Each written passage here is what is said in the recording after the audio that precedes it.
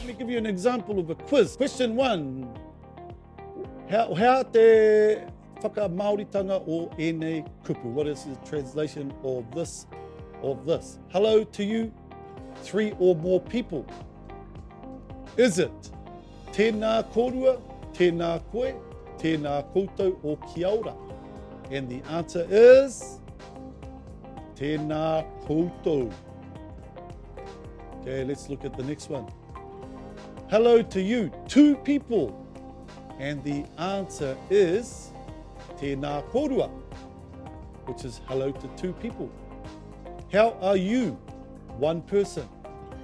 The answer is, and you can do this on your app, those of you who have access to the app, the answer is kei te pēhea koe. Let's look at the next one. I am cold. Remember we went through this this evening? It is kei te makariri au. Okay, it's not kei te makariri koe, that means you are cold. I am tired.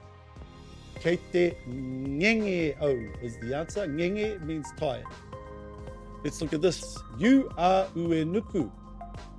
Ko uenuku koe. Okay, and my name is Hinerangi. Okay, ko Hinerangi. Toku ingoa. My name is Hinerangi. And see you later. Can any of you guess this one?